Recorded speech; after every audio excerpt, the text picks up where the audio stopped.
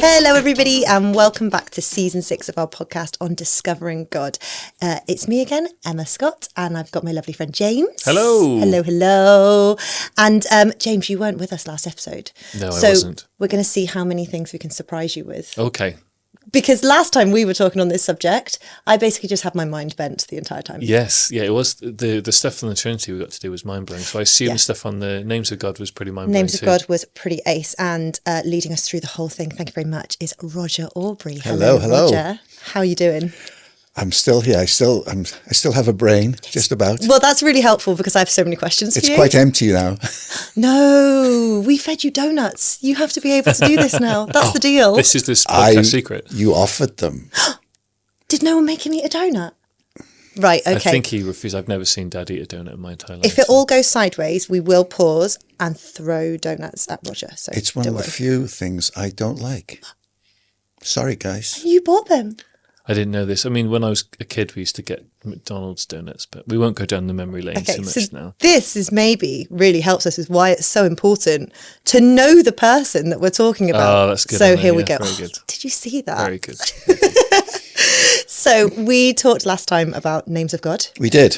And I think we meant to talk for one episode, and we potentially are now going to have talked for 2 episodes because we talked for a while. I didn't like to interrupt you. Yes, it was just me. And there's so much to say. There is. There's so much to say. And as part of that, we did start talking about some of the attributes of God. Yes. But there's so much that we really wanted to provide a bit more space and time, basically for just us to ask you more questions and you to enlighten us with your wisdom. Try hard. So to start off with, can you help someone like me out with, when we say attributes, what are we talking about? That's a good question. Really, when we come to the question now, we're going to be looking at what is God like? Mm-hmm. So we've seen something of what God is like from looking at the Trinity and looking at the names of God. We've been discovering not just names and titles, we've been discovering some things of what he's like. Mm-hmm. So when we come to talk about God's attributes, in one sense, when we say what is God like, well, he's not like anything. Right. Because you say, well, like I can say about James, he's like his mum. Mm-hmm.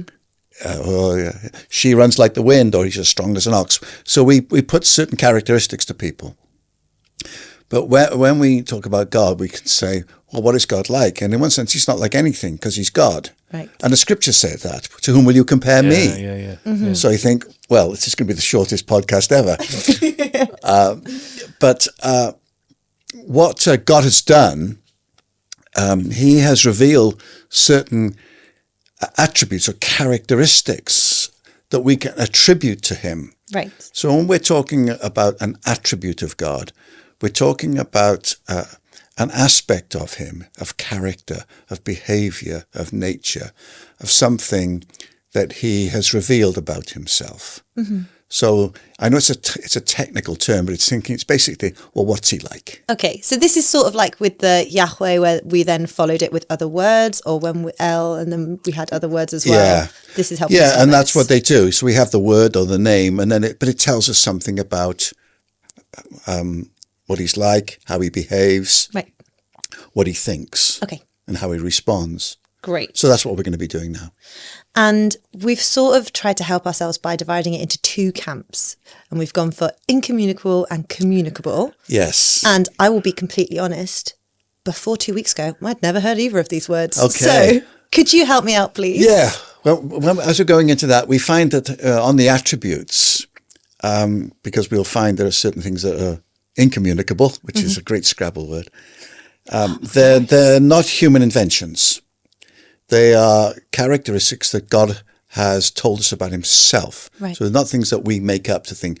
And that's the problem today, because we think, well, if I invented a God, I'd like him to be like this. But he's not like that. So the attributes of God are him telling us what he is like. And so that inevitably means the second thing is that what he's telling us the truth about himself. They're true. Yeah. He's not going to lie to us. He's not going to tell us one thing and then be another. So it's down to us then. So when God says on an incommunicable, like, I am this, it's down to us to believe him. Right. Because it's true, and he's not going to change that, because he's Yahweh, he doesn't change. The third thing, as we'll find on these attributes, on the communicable and the incommunicable, is that sometimes we'll find God describing himself in ways that almost make him appear human. Here's another big word. We call those anthropomorphisms. I'm so pleased you're saying that, not me. It comes from a Greek anthropos, man, and form. So you'll find sometimes in the scriptures where it talks about the hands of God, or the eyes of the Lord, or the feet of God. It doesn't mean that God has eyes and hands and feet, because God has no physical presence. Right. Okay? They're just ways in which God uses, or the scriptures use, human faculties to explain an aspect of his nature. So when it says God's eyes, it means God sees everything. Okay. Okay. The next thing is that God doesn't lose any attribute, nor does he gain any. All of God is all that God is. Right. Now. So God's not going to become anything. God's not less now in our time than he was in the scriptures. He's not become more God. Yeah. He is God. So he doesn't lose any attribute. Okay. He doesn't gain one. He doesn't become more, as we look in these incommunicables, he doesn't become more creative. He doesn't become more holy. He is who he is. So God is not like us. He's not becoming anything. So this is back to the I am. I am, and he's not less than he was. So in fact, I don't want to serve a God who does miracles in the Bible, but not today. No. Right. Yeah. But why? Because sometimes we read the scriptures and we make the Bible the high point of God's life. And now he's like an old man in a retirement home seeing out his days, Wow. watching songs of praise. He's not at all. He's still the God of Abraham. Yeah. Yeah. And he lives in me. Don't preach. The next thing is that it's impossible for any of the attributes to contradict another one. Okay. That's an important thing. We're going to see this because when we talk about these communicables and incommunicables, we think, how can he be both these things? So let's take God being just and righteous and demanding. Okay? That does not contradict God's grace. Right. So he doesn't say, well, I was like that, but now I'm like this. And you don't have one of the person of the Godhead who is just and one who is... And that's right, because I think we've talked in past sessions. So sometimes people think, oh, well, God the Father's like that. Yeah. Bit austere, bit of a rigorist. And God the Son is the kind face of God. Yeah, here's the one with the rules and here's the one with the mercy. Exactly. So I'm not going to go there, I'm going to go here. You can't behave like God with that. So God doesn't suspend one attribute to exercise another. All of God does all that God does. Yeah. So when God is exercising his grace and his kindness, he's still exercising his holiness and his justice. It might come to you in grace and kindness, but there's also justice in it. Right. So that's how he works. Because you think, Lord, I just need your love right now. He said, you have it. Thinking, oh, that. But he's not then going to hit you with that. But he says, but that's who I am. But I'm also this. Yeah. And that's why sometimes when he's working with you, you think, oh Lord, I thought you'd deal with me in this way right now. He says, no, you need this. Son, you don't need a soft word. You need to grow up. Or I'm coming thinking, oh Lord, I blew it again. And he says, I know what you're going to do. I need your forgiveness. You got it. Oh, Lord, I'm really sorry. What about? Yeah. Because he'll deal with you in his completion. That's the practicality of the attributes. And then the last thing we need to say is that all the attributes belong to the three. Yeah. Which is kind of over-egging the pudding a bit. But we're not saying that God the Father's got all this and the Spirit's got... It's not the Spirit's the one with the power and the excitement. No, God is this.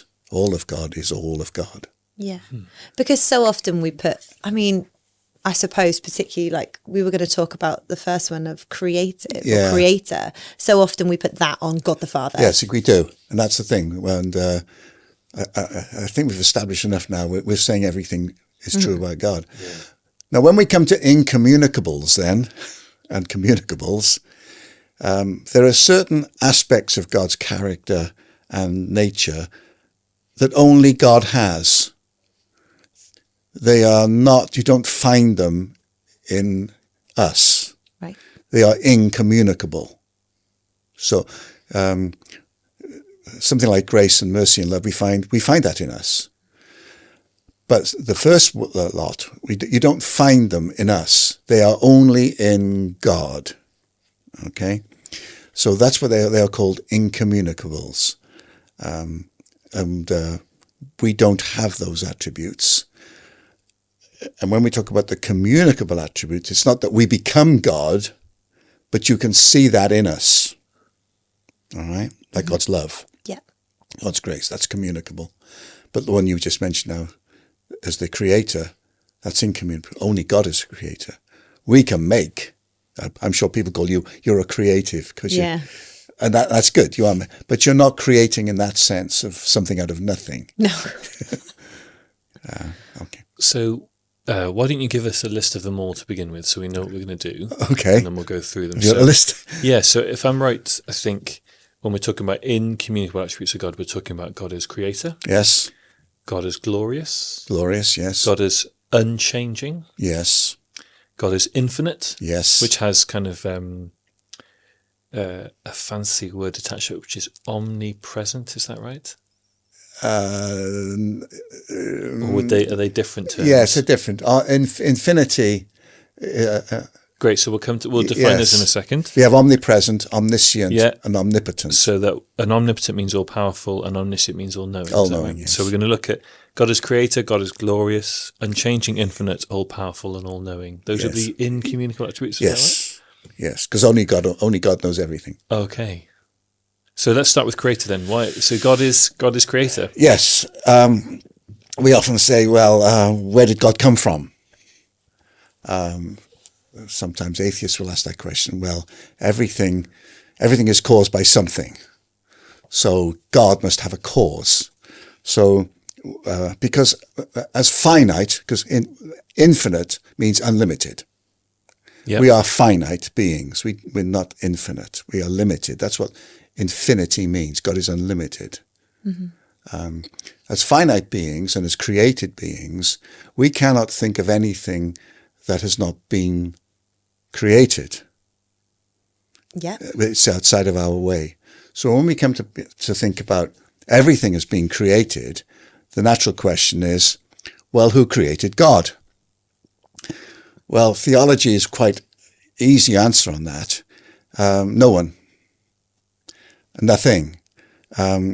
God has no origin. God has no beginning, and God has no end. God just is. Now, we call that, and this is where atheism can struggle because it demands a cause. But sometimes scientists who are not even Christians say, no, that's fine. There has to be an uncaused cause. So for Christians and for theology and doctrine, we say that God is the uncaused cause. He caused everything to come into being, but nothing and no one caused him to come into being because he is the uncaused cause. He is the creator of everything. And even not only does that stand apart from modern scientific ideas, but ancient civilizations would have had origin stories not only for themselves but their gods, wouldn't they? So Babylonians narratives or Greek narratives often had not only an account of creation but an account of how the gods themselves came into being. Yes, and quite wide-ranging. Oftentimes in ancient cultures, the gods were humans who became deified. Yeah, that happened in Rome, didn't it? The Romans did that with some of the Caesars. Yeah, but you'll find quite often their ancestors, the origins of their tribe or their people, would be revered to such an extent that they became what we call deified. Yeah. They were gods. Yeah. You also find that the creation itself, the sun, Yeah. In Egypt, for example. in Egypt with Ra, you find that they worshipped the sun or the stars or the earth or the planets or the trees. You find that in the Ashtoreth, the female fertility god of the Old Testament. They believed that Asherah was the god of the soil, god of the earth, and that she fertilized the earth. So they often have human origin. The Hebrews were different because they said, no, God is the creator. Yeah. He is the uncaused cause of everything, and no one created him.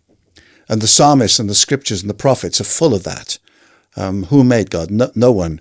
Psalm 90, I was just seeing in my notes, it says, Lord, you have been our dwelling place throughout all generations. Before the mountains were born, having to use human language, or you brought forth the earth and the world from everlasting to everlasting. You are God. It doesn't say you have been God. Yeah. It's amazing. So from whatever time there's been, and everlasting, and they're words that are used to describe time in different ways. So God is encompassing all time because he's outside of time. Yeah. He didn't come into being because he's Yahweh, and he never will cease. He's the creator of all things. So if God is creator, I suppose that leads us to ask the question, why, how and why did he create? Right. Well, he creates. We often come to the sentence, well, why did God create? And Ephesians talks about his pleasure. And it seems to be the very simple answer, this is the most profound thing we'll say, God creates because he's a creator. And why did he create us? Because he wanted to. He didn't need to. Because part of God being creator is God is self-sufficient. There was nothing in God that said, my life is incomplete until I create Emma or James. So my coming into this world did not give God's life meaning. Because he's Yahweh, he's Trinity. So he says, Roger, you're here because I wanted you to be. But because God creates for purpose, because he has a purpose in the creation, because he wants to show himself, and that's another podcast, I think he wants to demonstrate his son, he wants the glory and fill the earth with himself. He says that is why that there's a purpose in it, not just so you can hang around and get saved from your sin. He said, but ultimately, I create because I'm a creator. Okay. That's what creators do. So there's an inevitability about him that he's creative. So he creates. Why he creates? Because I wanted to. And that's huge because so much of, I was going to say modern culture, but actually I think for forever has been about people saying, but why am I here? What's my purpose? Why was I born? And to know I was created on purpose. Yes, you were.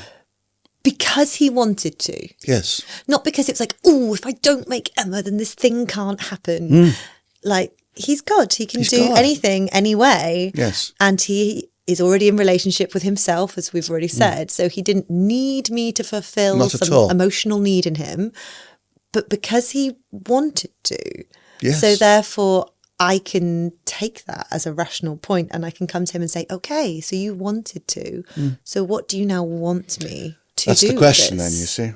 Well, you can do with me what you want. And it's when people say, well, I wasn't wanted. Yeah. And I understand that. There will be people, the circumstances of their arrival on this earth might not be in the ideal situation they wanted to be here. And it's not like, well, God is cruel. But God said, no, you're here, ultimately, because I wanted you to be here. Yeah. And to be able to say, in all seriousness, I am wanted. My parents may not have wanted, mine did. I'm here because God wanted me here. Didn't need me, and yet I am wanted. We're, for this term in our parents and toddler group up the road, we're basing our term around the verse, even before he created the world. Yes. God loved me. Because of that, really wanting to instill in the parents who've had these children about themselves and their children, Yes. and for the children themselves, that you were created by the person who created everything. Yes.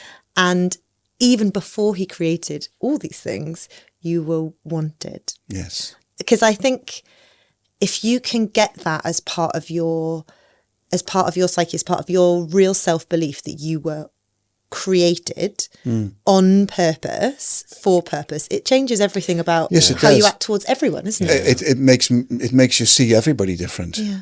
You see, there are no substitutes. No. There are no leftovers. There's no scum of the earth. Yeah. You just think everybody is here because God wanted them here. Now, the circumstances of their life might lead them into situations where they're in the most desperate situations.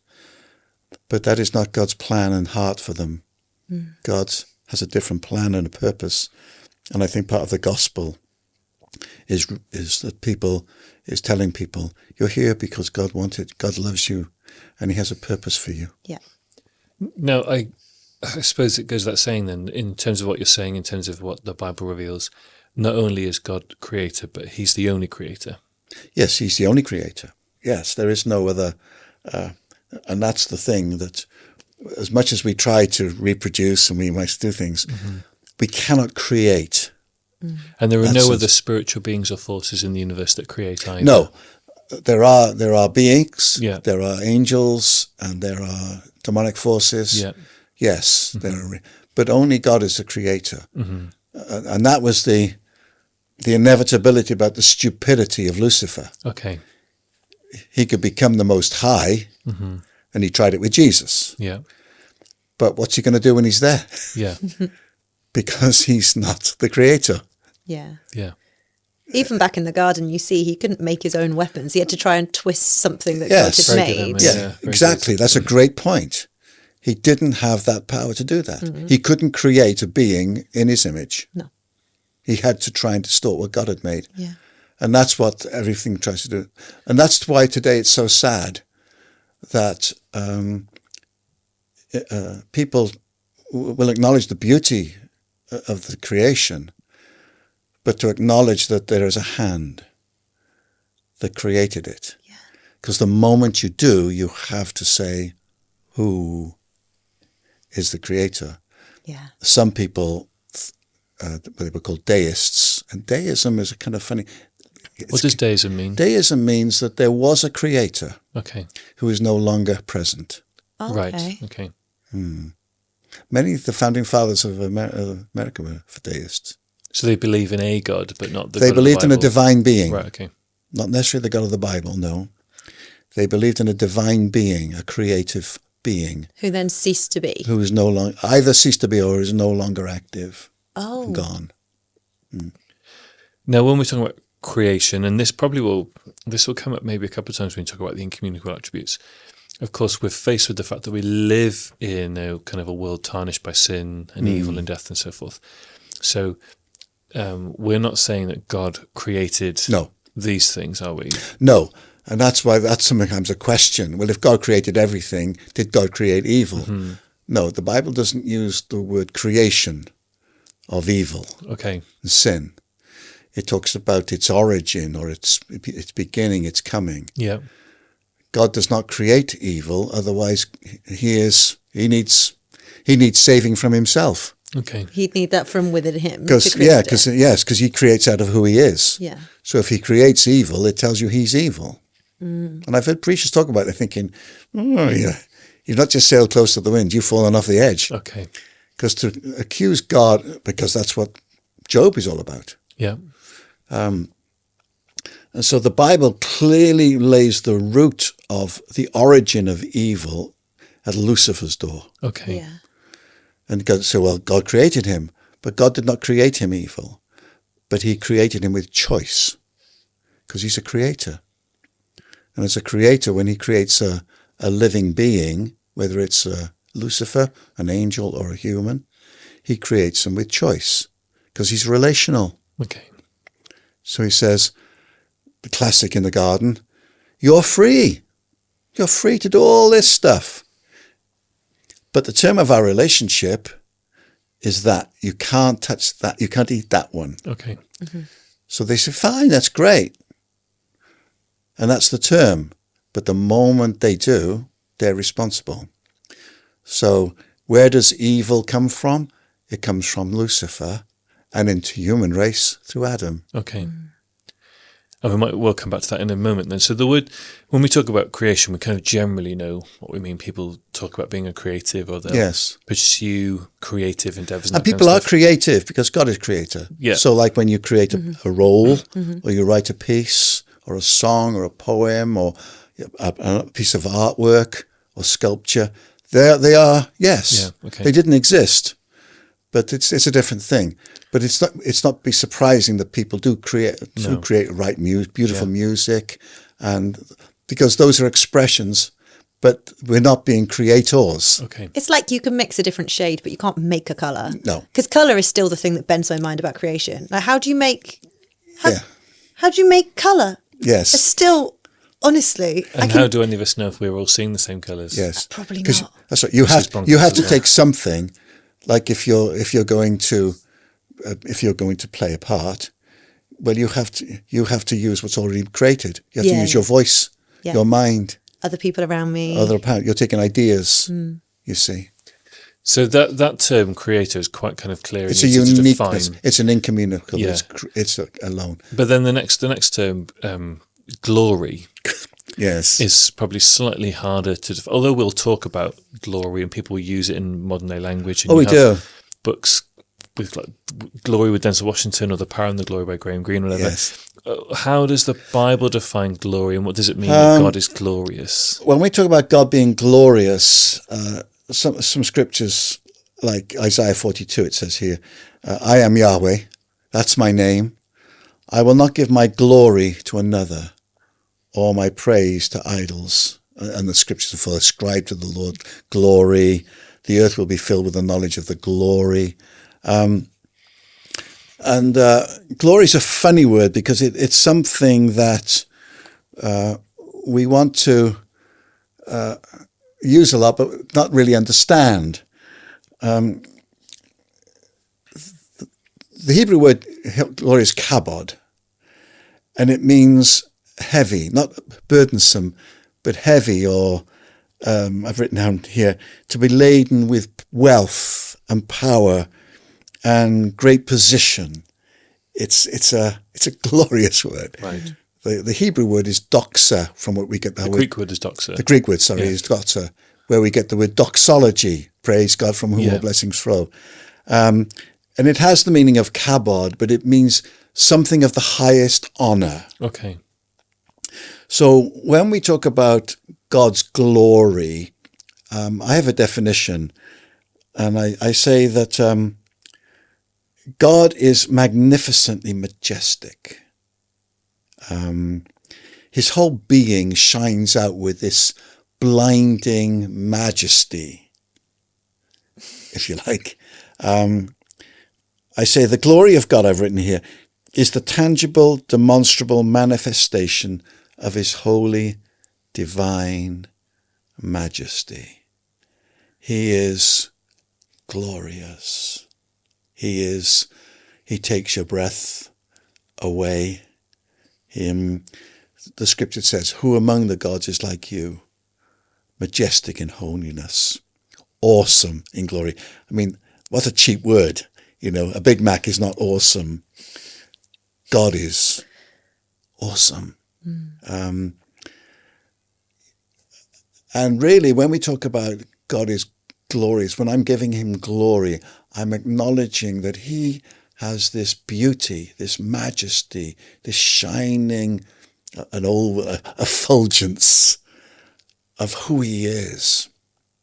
And what you find is that when, in the scriptures, especially in the Old Testament, when people encounter his glory, they're terrified.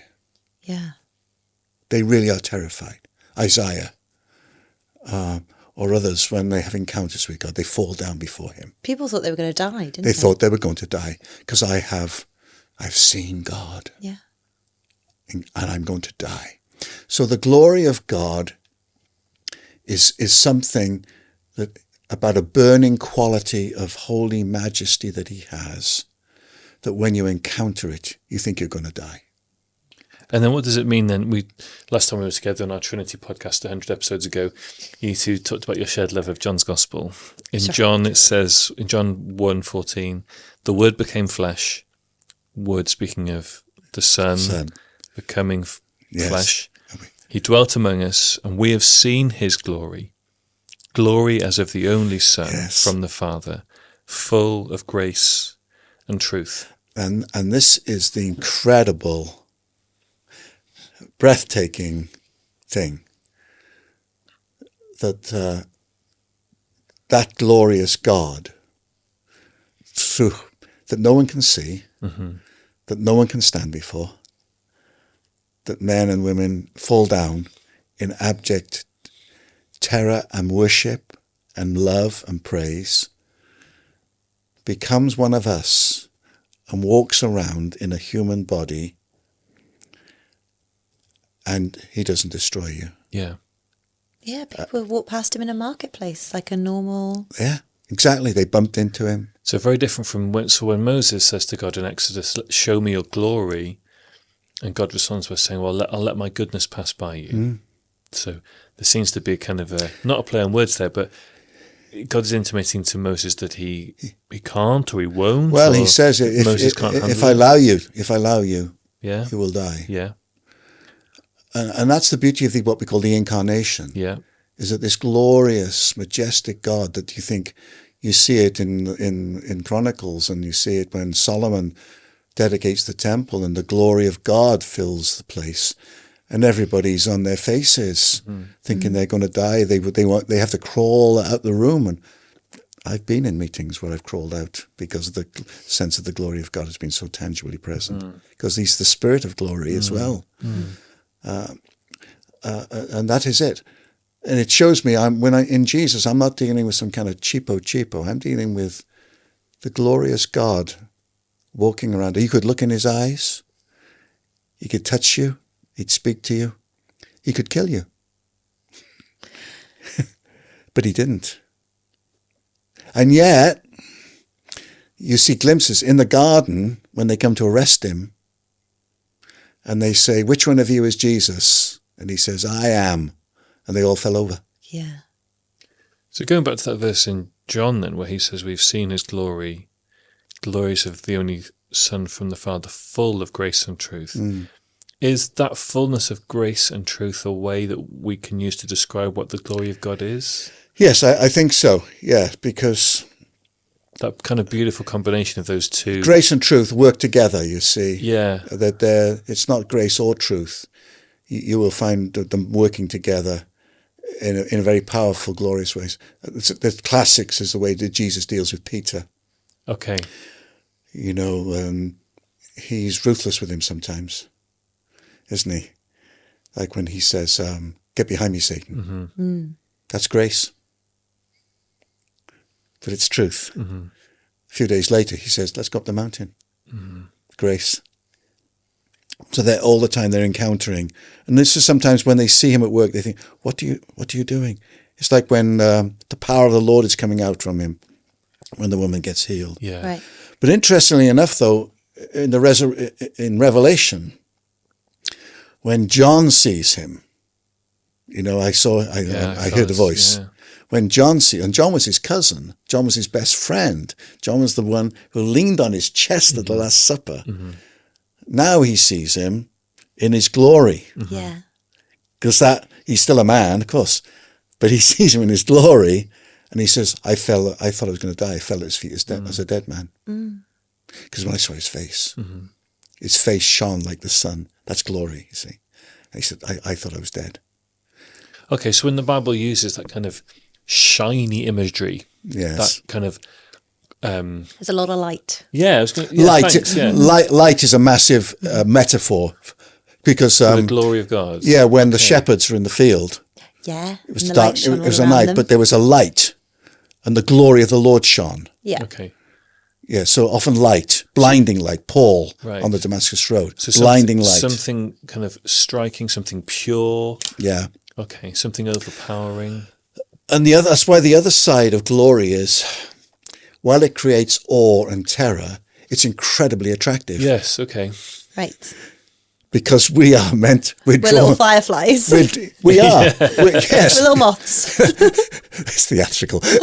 We're drawn Yeah, but I to like it, that. I like Yeah. that. like the moth to the flame. Yeah.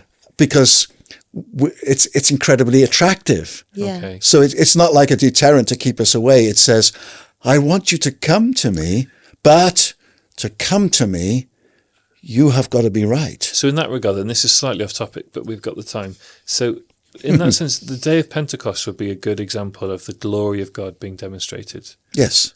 The coming of the Holy Spirit in and the sign of that being 120 people speaking in other languages and declaring God's praises. And it creates in the crowd both awe and fascination. Yes. And reaction. Yeah. Yes, it does. It's never, oh, that's nice. That was nice.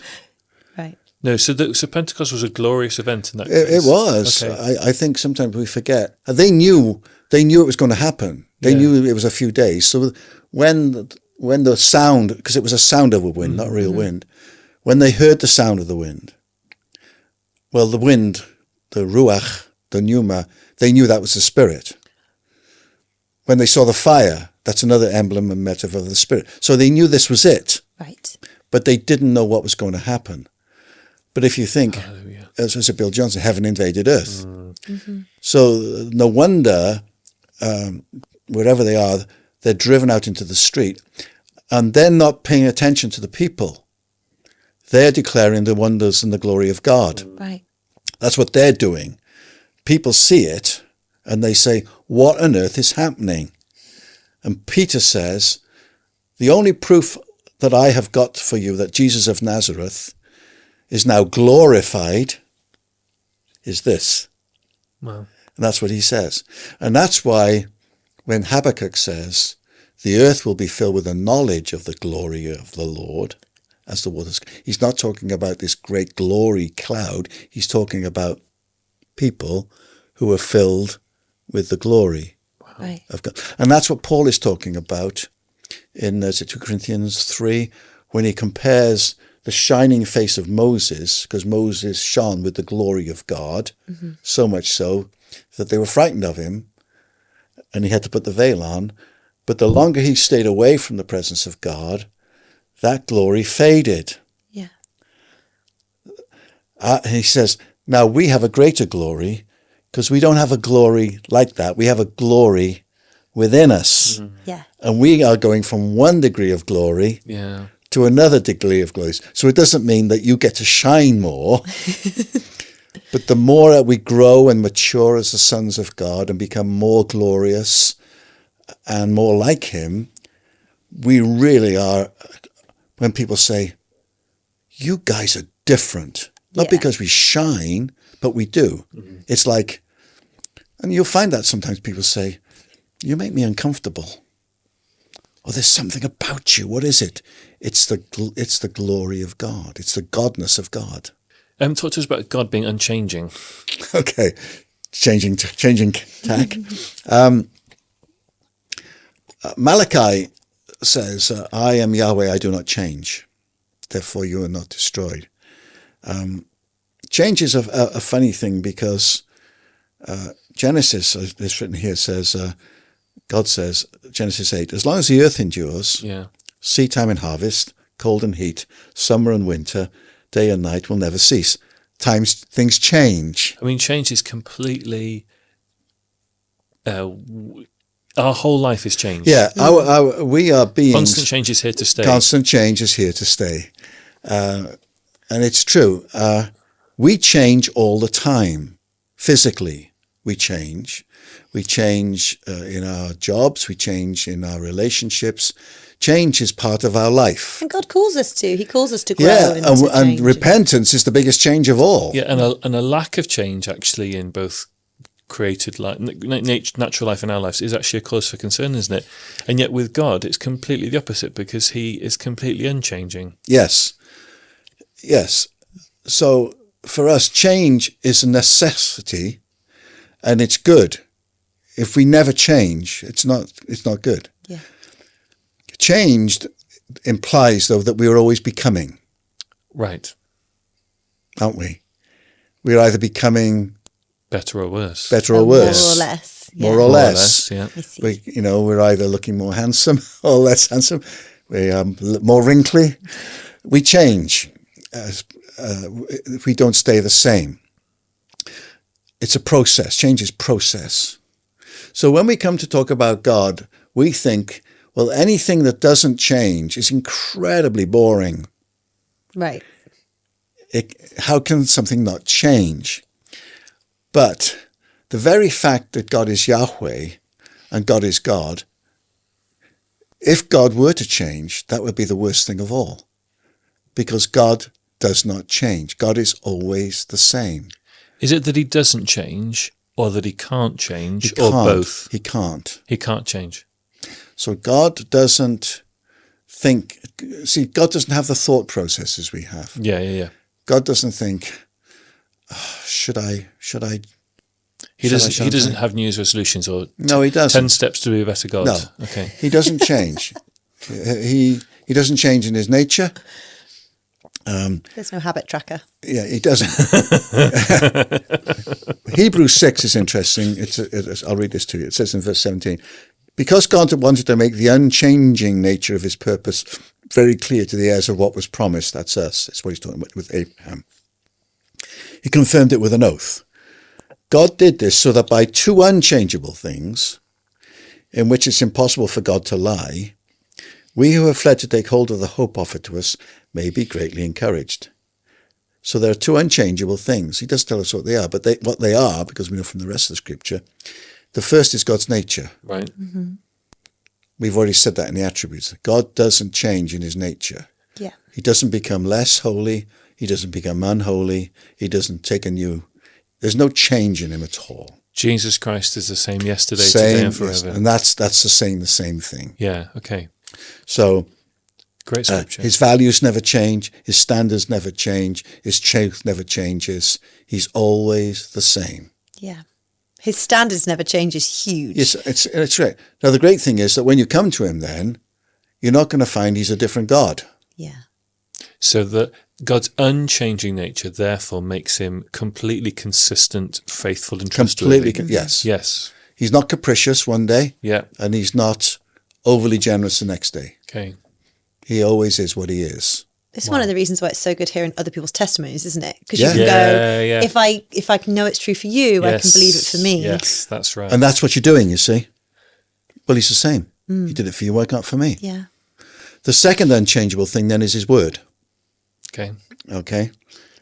God's word is God's integrity. The scriptures is God's integrity and what he's prophesied and what he's promised to us. It reflects his nature. He never goes back. He never reneges on his word. He said, I've said it. Yeah. And oftentimes that's why I find in the scriptures that as surely as I live, this is my word. He doesn't. So if he says to you, Emma, this is my promise to you, you don't go back to him and say, well, Lord, about this promise. He said, well, that was then. Yeah. I don't think I feel like that now. Yeah. You mucked up since between He doesn't now and do then. that. So, and that's why the scripture's important. Because if it's true then, it's true now. Yeah. God doesn't change his word. I never have to go back, and I've done this. When he's told me certain things, I remember when I had a heart attack, and he spoke to me that I would live a full, long life. I was 52. Well, a couple of years ago, I had a little health scare, a major health scare for me, and I was saying, well, Lord, you have to tell me, speak to me, and he didn't say anything. I thought, well, Lord, I'm in a Satan situation. I need to hear from you. And he didn't say anything. And I thought, well, I'm not hearing what's wrong with you. And one day I took the time and I said, well, Lord, what is it? And he said, well, what did I tell you? I said, well, you haven't told me anything. He said, what did I tell you? And I said, what do you mean? He said, what did I tell you in 2005? This was 2021 now. I said, well, you promised me a full, long life. He said, so what's changed? Yeah. This is where you come about. Sometimes God gives you a firm word. It was a firm word because I'm a grown man now. I should have got the hang of it. And he's not telling me off, but he's saying, come on, son. You preach this all the time. And so what I had to do, I had to go back and get it. Yeah. Because I thought, well, that had done its job, which it did. And I thought, I need a new one. He said, no, I told you this. No, I have not changed. Amen. The word has not changed. The promise has not changed. I promise you a full, long life. This is not the end of your life, is it? No, it's a full life. Right. Okay. So what you worried about? Right. And you're thinking, okay. And you think, that's grace and truth. Yeah. Yeah. You know? It's the same as I'm sure I'm not the only one who has had a word from God to go do something and then kept praying about what I should do. Yeah. And then say, I did actually tell you though, didn't I? Like, sure, but could I have another one? Because that one doesn't seem very convenient for me. It doesn't work. It's like, I've spoken though. So Sometimes I'll ask, when I've taught this in Bible classes, in Bible colleges, and it's a question, I think, if God were to change, just one little, what would happen? And they say, well, we couldn't trust him anymore. I say, that's true.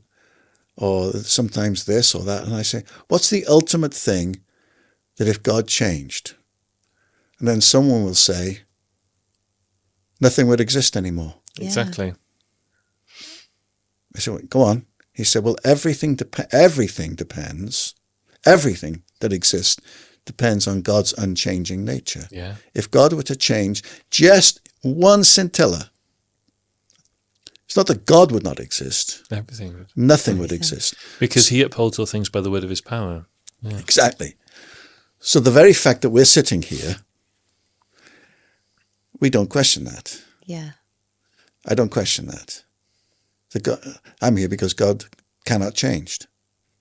So therefore, why do I worry in case he's going to treat me differently? And that leads us on nicely to the next of his incommunicable attributes, which is that he's infinite. Yes, he's infinite. Oh, we're back to that time-space thing again. It is that time thing. We won't go into all the science of it. Psalm 147 says, great is our Lord and mighty in power. His understanding has no limit. And we talk about our solar system and space and time and things like that. And oftentimes we try to compare God being with the size of the universe, don't we? We sometimes think, well, the universe is, I mean, we were with our friend Chris Hamer Hodges, who is a brilliant mind and a lovely man, and he was talking about the universe expanding. Future friend of the podcast. Future friend. Oh, he'll have a great time with Chris. Future friend of the podcast. Lovely, lovely man. And he was talking about the universe expanding and all these wonderful quarks and neutrons and protons. And we try to measure God's size by the size of the universe. But the universe, and we're talking about all the billions of galaxies, however large it is finite. It is limited, Right. because it is created. So when we talk about God being infinite, we are saying God has no limits at all on him. He's unlimited. He's God and Son, unlimited. Which is an aspect and also talks about other aspects. Yes, it does, because we don't limit God to the universe. So when we say about God is limitless, we have to say, well, let's try and define that. And we first of all, we say, well, in theology, we say, well, what that means is God is absolutely perfect. There's no imperfection in him. He is... Never made a mistake. He's never made a mistake. Never done anything wrong. Never done anything wrong. There's no darkness. There's no fault. There's no failure. And that's true even in the incarnation. Yes. So as a man, Jesus not only lived a sinless life, but a perfect life. Perfect life. Never said something he later regretted or No. did something he No wished he could regrets. take back. No. I could have done better. Amazing. So when we come into God's attributes on that, then, when we talk about God being unlimited, we say that he is unlimited in the quantity that he has. So he's unlimited in his love. Unlimited. He's unlimited. Sorry, take that heresy back. He's unlimited in he's unlimited in holiness, love, grace, truth, mercy. There's no limit. So when the Bible uses words like abounding or rich, Yes. it's actually... Without measure. Yeah, it's not saying that he's got a lot. It's actually saying he's got infinite. Infinite. So, I remember my mum, my blessed mum, she would say, I'm coming to the end of my tether with you boys. That was my brother. Or you stretch me to the limit. We knew then, run, because the house pipe was coming out. She was good though. We can't say that of God. We never come to the end. So if I say, Lord, is there any love left? Is there any grace? There's, in fact, it's, I put it in the beginning of this book. It says, Annie Johnson Flint wrote, his lovely old chorus, his love has no limits, his grace has no measure, his power has no boundary known unto men. For out of his infinite riches in Jesus, he giveth and giveth and giveth again. Wow. So when we say that God is gracious, he has grace, there's an unlimited, there's no limit to it. It is infinite in its quantity. But it's not only absolutely perfect in its unlimited quantity, it's unlimited in its quality. Okay. So his love is not only an infinite love, the quality of that love is infinite. So it's never tarnished. It never soiled. It never gets tested, like I'm coming to the end of, with kids. I don't know what you're talking about. My little angels of children. I can't wait to get them into bed. God's never like that. It's not that God doesn't get angry or like that, but it's because sometimes we think, God of all the resource, how much is left in him? Yeah. Well, it's the quality of his love. It's like Portia, isn't it? The quality of mercy is not strained. Only that's a poor illustration. So the quality of God's attributes, all of them, as well as the quantity, they're unlimited. Okay. It's like when we think about the bread and fish, being divided up and there's enough for everybody. I imagine that it was also like peak Alex Gooch, like standard of bread. Do you know what I mean? Like, I don't think everyone's being given enough, like Co-op's brand sliced white. Well, we know from your favourite book of the Bible, John, that Jesus provided the best wine. Oh, for sure. That's a really good... That's a great illustration, actually, yes. And I think you're right. I think the bread and the fish will have been excellent. Peak, yeah. Yeah. Oh, yeah. Yeah, he didn't... He wouldn't get sloppy seconds. Yeah, when we talk about which is why, being infinite, we mean perfect. I mean, even in his earthly garb, he wore a seamless robe, didn't he? Yeah, this idea that Jesus was some kind of vagabond who was just poor. He wasn't poor at all. He was a skilled carpenter and he wore good clothes. I mean, he wasn't a Savile Row person, but this idea that Jesus was this... No, he wasn't. People always illustrate him as so scruffy, don't they? Yeah, they wouldn't have followed him. These guys were professionals. Well, and I think the fact that we're given so much description of John as in John the Baptist as being like a bit wild. I think because that's my cousin John. The other John, though, is it? Yeah, I just think we Elijah-like, isn't it? Really? Yeah, I think we wouldn't be given those descriptions if Jesus looked the same. It'd be like, all those guys. It's interesting as well because a classic is because God's goodness is unlimited. Mm-hmm. That means God will never use his goodness for evil. Right, okay.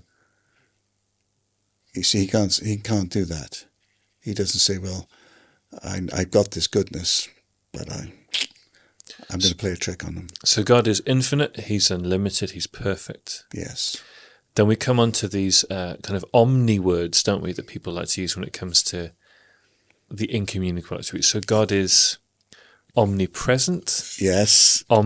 Omnipotent and omniscient. So we tend to use those words, certainly in the English language, pretty much only to describe God, don't we? I mean, some people might joke about having a parent who's omnipresent, or they'll talk My mother was or Granddad. surveillance systems being omniscient. Yes. But in actual fact, really, only God is omnipresent. Yeah, when we omnipotent, talk about God being, so what do those when words we talk mean? about God first of being all? omnipresent, Yeah, where the omnipresence of God is to do with his relationship to space and time. so he's transcendent, effectively. Transcendent means he exists beyond. Right. Okay. Okay. So when we say God's omnipresent, are we literally meaning that he can be and is everywhere, or God is everywhere. everywhere all at once? There's no place. That's a movie, isn't it? There's no place of space where God is not. So when David says in like, "Where can I escape from your presence?" He's not being poetic there, Well, he is being poetic, but he's actually saying but it's true. it's true. There's nowhere I can go from your presence. Yeah. You are everywhere present. So we talk about we come into God's presence, and I know what we mean by that, but we don't. Because we he's never always leave there. it. Yeah. We just get an awareness. Yes. And God is not more present in one place than he is in another. So if you take a nation, and people would say, well, this is an atheist nation or a Muslim nation, and they say, well, God is there. Mm-hmm. God is not, he doesn't stand at the border. God is present in all his godness everywhere.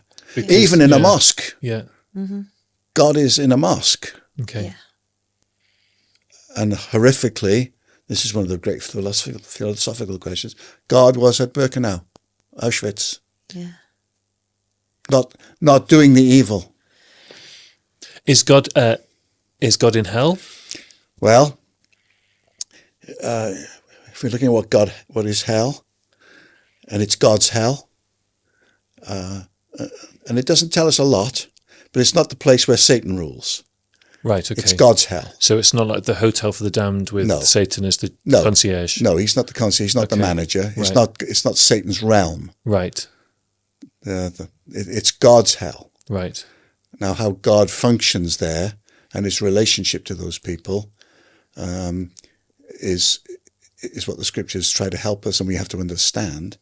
But it's not like, oh, there is no God there. Yes. I can't get in because I'm God. No, Right. It's God's place. Mm-hmm.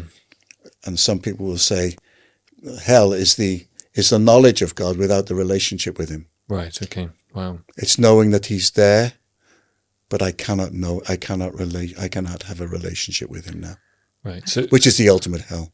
So God is omnipresent. He's everywhere. He's everywhere present. All at once. Yes. He's omnipotent. What does that mean? Omnipotence means he's all powerful. He's all powerful. He has a potentate. Right. He has power, but he has all power. What's potentate? Is that an old-fashioned word for a king? Yes, Right. a potentate. The old hymn, the potentate of time. Okay, so that means ruler. does A it? ruler, Okay. but someone has power.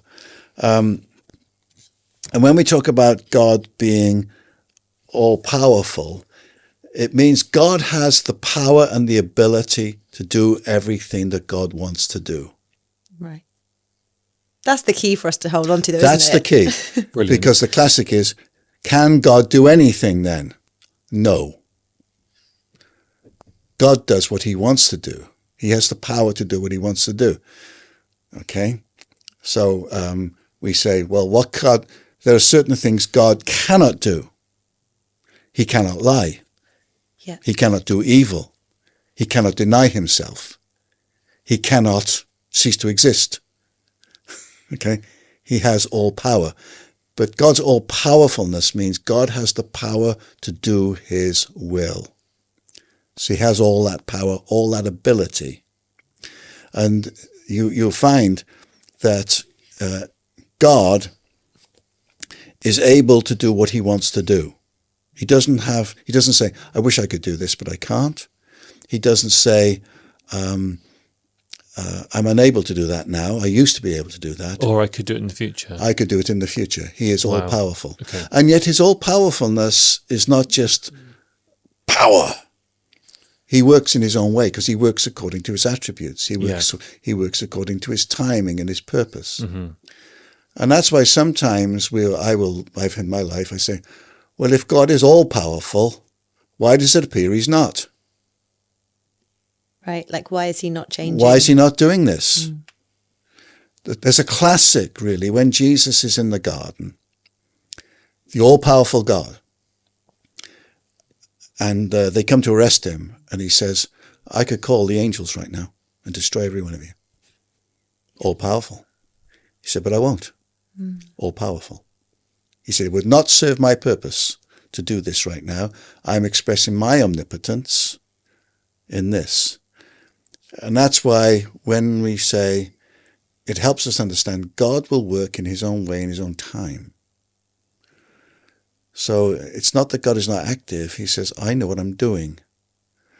And then there are times when God will work in power and you think, and he'll do things you think, I didn't think he would do that. He says, yeah, but I'm working my way. I think this one, I find it really important for me to hold on to knowing that, like, some of the other attributes, like that God is all loving, yes, and all merciful, because if you only had a God who is all powerful without also being a God who is loving and great, then you get to those points where you're praying for a breakthrough in health, or you're praying for a breakthrough in finance, or whatever it is, and it's not happening straight away, and you'd go, maybe it's because he's not good. Yes. But if you know God is good, is and he, you know is God, he able? Otherwise, he's just Jafar at the end of Aladdin, isn't he? Yes, he's just a big old angry genie. Yes, yeah. Now you're on a different level. You've seen Aladdin. Yeah, I know. And then, so he's omnipresent, omnipotent, and finally, he's omniscient. He's all-knowing. Omniscient, the word science just means knowledge. Yeah, yeah. So God knows everything. He has to, he's God. Because God doesn't learn. So he literally knows everything. God knows everything about everything. Eat that, ChatGPT. I've seen some of the things that ChatGPT has formed recently, and I'm not impressed. So the biggest thing on he that, knows everything. The biggest thing is he knows who he is. Yeah. You see? Yeah. And that's the essence of philosophy, know yourself. But God, first of all, he knows who he is. Right, so he knows himself perfectly. He knows himself perfectly, utterly, entirely. So he never gets to know himself? No, he never gets to know himself. Wow. He never gets to discover anything about himself because he knows everything. Because he knows everything, yeah. So when and that's true of Father, Son and Spirit in a triune relationship. They know one another. They know one another. So when I come to him and I pray and I say, Lord, you are this. He knows. He doesn't say, really? He knows who he is. So when we spend time with God, we get to the end of it and we know him, we know an aspect at least of him better. Yeah. But when Jesus was spending all that time with his Father, there was nothing new he was learning. He's just spending time. Exactly. And then you'll find, because God knows him, God then knows everything. God knows all the facts. Yeah. God knows all the possibilities. There's that great Far Side cartoon where he's on a game show and he says, you know, our current champion Hal is yet to score and God's in the lead with 10,000 points or whatever. So he knows he knows all the information. God knows all the answers. He knows things we don't know. He knows things we'll never know. He knows it all. And he knows everything that's happened, everything that is happening, and everything that will ever happen. Yes, and because he's infinite in his Yahweh, it already has happened. So he hasn't learned it. He hasn't learned it at all. All of eternity has happened already as far as God's concerned. It's all done. And it's happening? Yes. Because it's not past either? Yeah. It's all done. I know. I need to lie down now. You see, because God's life doesn't consist, as we said, his life does not consist of moments that follow one another. God is outside of time. Okay? And God doesn't learn or gain information. Wow. God knows everything. Yeah. He's omniscient. So he knows everything about everybody. The Bible talks about all the time. Before a word is on my mouth, you know it. Yeah. You know what's in my heart. You know me. You know when I sit down. You know when I stand up. All the days of my life are numbered. This knowledge it's too much for me. He says, yeah, it is. And because God knows everything, and this is where sometimes people get upset. They think, well, they look at Romans 8 and they say, well, if God knows everything, why does he allow things to happen? I don't know. But God knows. Yeah. And then,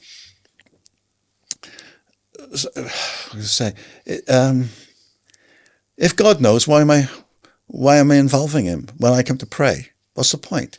Because God says, because I want you to entreat me. I want you to talk to me. Because he loves us. Because he loves us.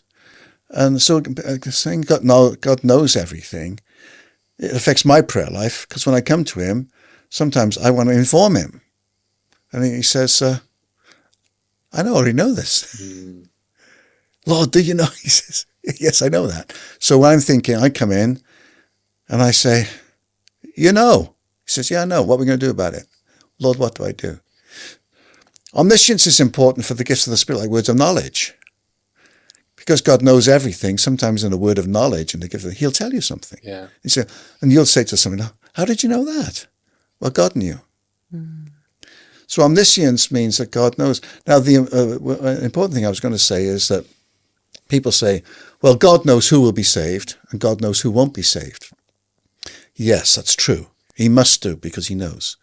Well, if God knows that, why does God, choose some people to be saved and some when he doesn't? God chooses, and the knowledge, the elect, is based on his because he's foreknowledge. That's what Romans 8 tells. God knows who's going to be saved, so he calls those who are going to be saved. But he doesn't say, I choose you not to be saved. He says, I must know who will and who won't, but I make it available for everyone because I'm fair and I'm just. Yeah? Okay. He has to. So the option's there for everyone. The option's there. The will of God and the option is there for everyone. I put pasta on my kids' plates every night, despite the fact that I know only one of them eats pasta. Yeah. Because I do not want to be the mum who didn't give it to you. Yeah. And that's what he does. And so when people say, well, and there are people who say, well, God creates some people to be damned and others to be saved. No, he doesn't. He creates all because he loves them. Now, inevitably, he must know who will and who won't respond, but he makes it available for all. Mm-hmm. And people choose to reject him. And that's why some people will say, well, if God knows everything, why does he allow certain things? I don't know the answer to that question. I don't know. But to say that God is unaware, but that's what we pray. God, don't you know? Don't you know? God says, yes, I know. He's leaving us on a mystery there, isn't he? Yeah. Well, there is mystery involved in it because it is. You have to come down. I would say for me and Diane, James's mum, of the last couple of years, one of the biggest scriptures is Romans 8. For we know that in all things God is working for the good of those who love him. That God is not doing everything, but God is working. And that God is able to take everything, the bad things that have happened, the good things that have happened, the ordinary things. And I don't know how he does it, but he says, I'm working it all for your good. Because I know what I'm doing. And that's where the omniscience works. And the big thing, I guess, for me in the last few years is this two questions. Do I believe that God knows what he's doing? Yeah. And the second, do I trust him? Right, but if I know that he knows, and he knows what he's doing, and he's good and kind and everything else, that has to be enough for me. It's not fatalism, it's faith. Mm-hmm. Mm-hmm. And I think this is where it all comes down to the question that we asked you right at the start of whatever it was, 3-4 episodes ago, where we said, but why? Why do we need to find out these things? Why do we need to know? Why do we need to know about the names of God?